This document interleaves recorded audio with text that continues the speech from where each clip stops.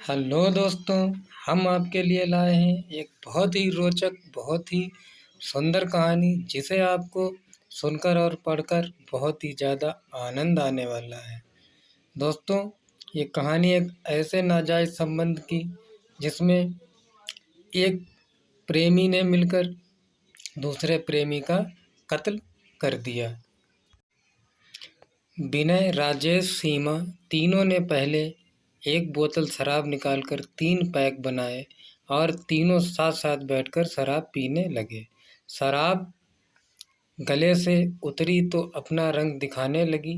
जब तीनों पर शराब का नशा चढ़ा तो विनय और राजेश के हाथ बगल में बैठी सीमा के अंगों से खेलने लगे। सीमा भी कहाँ रह जाने वाली थी। उसने भी अपना एक-एक हाथ दोनों की ओर बढ़ा दिया और फिर शुरू हुआ वासना का ऐसा खेल दोस्तों, जिसमें रमेश की जान जाने पर ही उसका खात्मा हुआ। सीमा एक चालू औरत थी जिसका एक मर्द से कभी दिल नहीं भरता था।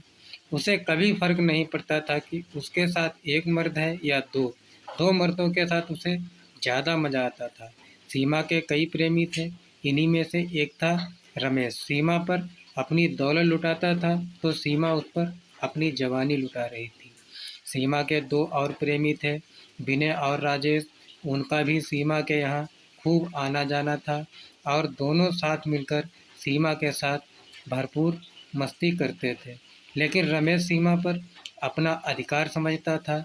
जब उसे पता चला कि सीमा के संबंध राजेश और विनय से भी हैं, तो उसने सीमा के साथ मारपीट की और उसे धमकी दी कि अगर तेरे घर के आस-पास भी दिखाई दिए तो उन दोनों को और तुझे जान से मार दूंगा। रमेश काफ़ी दबंग था। उसकी ऐसी बातें सुनकर सीमा घबरा गई।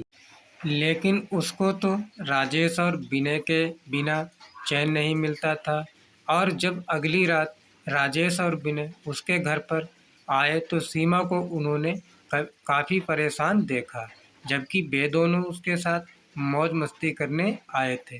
तो विनय ने सीमा से पूछा, क्या बात है सीमा, तुम काफ़ी परेशान दिखाई दे रही हो। उस पर सीमा ने कहा, क्या बताऊं तुम्हें विनय, उस रमेश ने काफ़ी परेशान कर रखा है।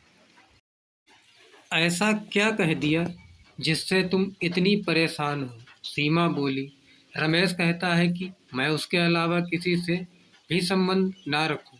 साला ऐसे बात करता है जैसे मैं उसकी बीवी हूँ। इस पर राजेश गुस्से में बोला, फिर तुमने क्या कहा सीमा। मैंने भी कह दिया, मैं अपने यहाँ आने से किसी को भी नहीं रोकूंगी, सीमा ने कहा। उसके बाद रमेश ने क्या कहा, विनय ने पूछा। विनय, तुम तो जानते हो रमेश दबंग किस्म का इंसान है। मेरी बात सुनकर वह कहने लगा, मेरे अलावा तेरे पास कोई आया तो मैं उसे जिंदा ही दफन कर दूंगा। सीमा रोते हुए बोली। इस पर विनय और राजेश गुस्से में बोले, हरामजादा, हमें जिंदा दफन करेगा। इससे पहले हम उसे इस दुनिया से उठा देंगे। इस पर सीमा बोली, देखो विनय और राजेश, तुम लोग जल्दबाजी में ऐसा कोई फैसला मत करना जिससे हम सभी किसी आफत में फंस जाएं। तुम फिक्र ना करो, साले को ऐसी जगह मारेंगे जहां उसकी लाश भी नहीं मिलेगी, विनय बोला, जिसके बाद सीमा भी अस्वस्थ हो गई। साला उस रमेश के चक्कर में मूड खराब हो गया। विनय बोला, राजेश बोतल निकाल। राजेश ने बोतल और नमकीन निकालकर बेड पर रख दी। शराब की बोतल देखकर सीमा के मुंह में भी पानी आ गया और वह 3 गिलास और पानी लेकर आ गई। राजेश ने बोतल को खोलकर 3 पैक बनाए। उसके बाद तीनों शराब पीने लगे। जब शराब अंदर गई तो अपना रंग दिखाना शुरू कर दी। जब शराब का नशा चढ़ा तो विनय और राजेश के हाथ पास बैठी सीमा के नाजुक अंगों से खेलने लगे। सीमा भी कहाँ मानने वाली थी। उसने भी अपना एक-एक हाथ इधर-उधर बैठे राजेश और विनय की ओर बढ़ा दिए। जब शराब और शबाब एक साथ हों तो मज़ा ही कुछ और होता है। सीमा के हाथों ने राजेश और विनय को गर्मी दी तो सीमा के ऊपर 4-4 हाथ रेंगने लगे। बोतल खत्म होते होते सीमा के जिस्म पर एक भी कपड़ा नहीं रह गया था। शराब और शबाब के नशे में तीनों मदहोश हो चुके थे। सीमा सीधी बेड पर लेट गई। अगल बगल में बैठे राजेश और विनय कभी उसके नितंबों को सहला रहे थे तो कभी उसके बच्चों को। अगर किसी का हाथ उसकी गुप्त जगह चला जाता तो सीमा चहक उठती। राजेश के गिलास में थोड़ी शराब बची थी। वह शराब को उसकी नाभि पर डालकर चाटने लगा। उसकी इस हरकत पर सीमा मदमस्त हो उठी थी। विनय भी राजेश की तरह मजा लेना चाहता था, लेकिन उसका गिलास खाली हो चुका था। उसने बोतल उठाई, उसकी तली में कुछ बूंद शराब बची थी। विनय सीमा के बक्सों पर बूंद बूंद शराब गिराकर चाटने लगा। जुबान की गर्मी से उसके बच्चे तन गए और मुकाबला करने के लिए तैयार हो गए।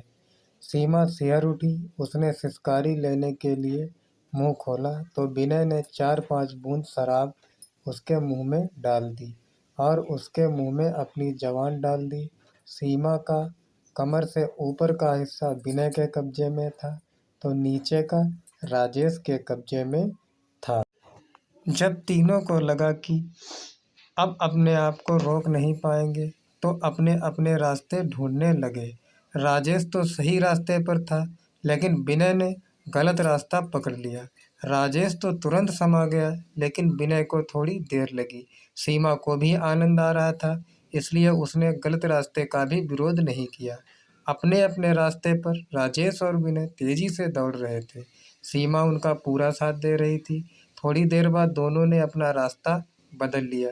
इसी तरह रास्तों की अदला बदली का खेल चलता रहा। कमरे से तरह तरह की आवाज़ें आ रही थीं और उसका माहौल बहुत ही गर्म हो गया था। सीमा ने उन्हें मंजिल तक पहुंचाने में पूरा सहयोग दिया था। मंजिल मिलते मिलते आधी रात हो चुकी थी। तीनों थक चुके थे। सुबह उठकर राजेश और विनय अपने घर चले गए। अब विनय और राजेश को रमेश की धमकी याद आ रही थी। उनके पास दो ही रास्ते बचे थे, या तो सीमा के पास आना छोड़ दें या फिर रमेश का कुछ इंतजाम करें। सीमा को वे छोड़ नहीं सकते थे, इसलिए काफ़ी सोच विचार के बाद दोनों ने रमेश को मारने की योजना बनाई। लेकिन वे दोनों रमेश को इस तरह मारना चाहते थे कि किसी को उन पर शक न हो। रमेश से उनकी दोस्ती थी, इसलिए उनमें आपस में बातचीत भी होती रहती थी। राजेश और विनय ने इसी का फायदा उठाना चाहा और रमेश की हत्या की योजना बनाई। उन दोनों ने रमेश से कहा कि तुम्हारी दावत है, तीनों मिलकर मांस और शराब का मजा लेंगे। शराब और मांस का नाम सुनकर रमेश के मुंह में पानी आ गया। उसने तुरंत हाँ कर दी। अगले दिन योजना अनुसार राजेश और विनय ने रमेश को आने की जगह बता दी और एक दुकान से जहर खरीद लिया, क्योंकि उनकी यही योजना थी कि रमेश को शराब में जहर देकर मारने की। उसके बाद जब रमेश उन दोनों के पास पहुंचा तो तीनों एक शराब के ठेके पर गए और राजेश व विनय ने एक बोतल शराब खरीदी और नमकीन पानी गिलास भी खरीद लिए। सारा सामान लेकर तीनों खेतों की ओर चल पड़े। फिर एक सुनसान जगह पर तीनों बैठ गए। राजेश ने बोतल खोलकर 3 पैक बनाए। एक एक तीनों ने पिया। राजेश ने फिर तीनों गिलासों में शराब डाली। इस बीच विनय ने रमेश को बातों में उलझाए रखा और राजेश ने रमेश के गिलास में जहर मिला दिया। फिर तीनों ने अपने अपने पैक खाली कर दिए।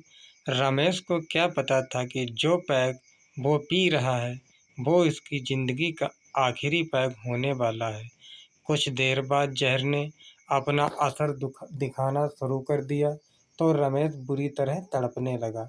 रमेश को तड़पता देखकर राजेश बोला, तुम सीमा से क्या कह रहे थे? वह तेरी बीवी है क्या, जो तेरे अलावा उसके पास और कोई नहीं जा सकता? रमेश केवल उनकी बातें सुन सकता था, जवाब देने की ताकत उसमें नहीं थी।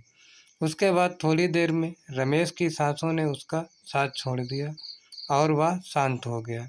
फिर दोनों ने उसकी लाश को एक कुएं में डालकर ठिकाने लगा दिया। फिर दोनों वहां से वापस लौट आए और सीमा को भी फोन से जानकारी दे दी कि रमेश का काम तमाम कर दिया है। तो दोस्तों, आगे की कहानी में क्या हुआ? क्या रमेश के कातिलों तक पुलिस पहुंच सकी? सीमा का क्या हुआ? पुलिस रमेश के कातिलों तक कैसे पहुंची? यह सब जानने के लिए आप कहानी का अगला भाग जरूर पढ़ें। उसके लिए दोस्तों, लाल वाला बटन दबा के आप हमारे चैनल को सब्सक्राइब जरूर कर लें। दोस्तों, अगर पूरी कहानी एक साथ लिखते तो कहानी बहुत लंबी हो जाती, इसलिए इसे 2 भागों में करना पड़ा। दोस्तों, कहानी अच्छी लगी हो तो एक लाइक जरूर कर देना, साथ में कमेंट जरूर करें। मिलते हैं दोस्तों कहानी के अगले भाग में, तब तक के लिए नमस्कार।